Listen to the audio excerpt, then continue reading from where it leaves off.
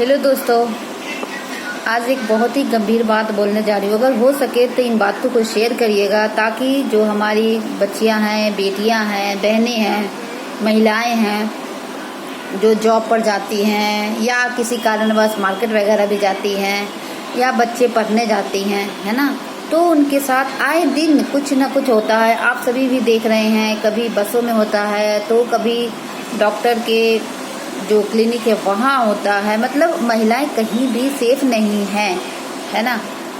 तो ये आए दिन और यहाँ देखिए कोलकाता कांड हुआ, उसमें सीबीआई जांच कब से हो रही है और मान लो जिसने ये जुर्म किया उसको सजा भी मिल गई, उसको फांसी की सजा मिली, ऐसा हमने भी सुना है और आप लोग भी सुने हैं, मिल गई। जिसकी बच्ची गई उसको इंसाफ भी मिल गया। पर क्या ये यहीं तक रुक जाएगा?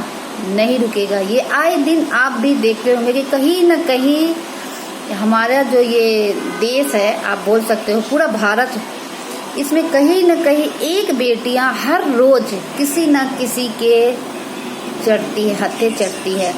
किसी न किसी बेटी का बलात्कार कहिए, रेप कहिए, जो कहिए, आए दिन होता रहता है ना। तो सरकार क्यों नहीं ऐसा काम करती है जो कि महिलाओं के लिए एक सुरक्षा का काम करे, महिलाएं बेफिक्र होकर कोई काम कर सके, कहीं भी आ जा सके, है ना। तो सरकार ऐसा नहीं करती है। सरकार को भी मजा आता होगा शायद, और इसमें जब कुछ भी कांड होता है तो पॉलिटिक्स वाले भी अपना हाथ सेकते हैं और मीडिया वाले भी सेकते हैं। आप भी देखते होंगे आए दिन मीडिया वाले कुछ न कुछ खबरें बनाकर छापते रहते हैं, बोलते रहते हैं। अगर सरकार को दिक्कत है, लोगों को परेशानी है, तो जब जनता सरकार चुनती है तो उस समय ऐसा सरकार क्यों नहीं चुनती जो कि महिलाओं के लिए एक ऐसा अभियान चलाए या ऐसा कुछ नियम बनाए जो कि कोई भी अगर ऐसा कांड करता है तो उसको सजा नहीं, उसको सीधा उसको बीच सड़क पे उसको गोली मार दो या कुछ भी करो, है ना। क्योंकि आप आए दिन जब हम सुनते हैं छोटी बच्चियों के साथ 3 साल 5 साल, आप बताओ इनके साथ करने से लोगों की क्या मानसिकता है। बहुत ही पुरुषों की जो मानसिकता है बहुत ही खराब है।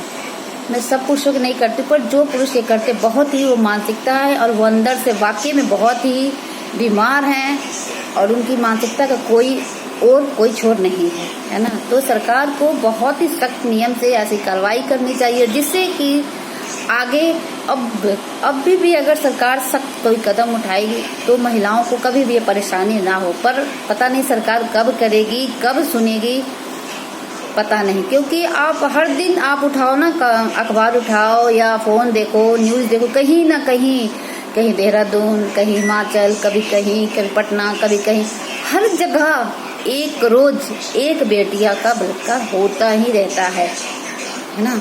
तो ऐसा नहीं होना चाहिए, इस पे रोक लगाना चाहिए। और आप लोग जब वोट देने जाते हो तो कितने खुश होकर वोट देने जाते हो, पर जब वोट देते हो तो ये सोचते हो कि किसको सरकार चुन रहे हो। काश अगर उस समय आप लोग अगर सही चुनाव करते तो आज जो स्थिति हो रही है वो नहीं होती, है ना।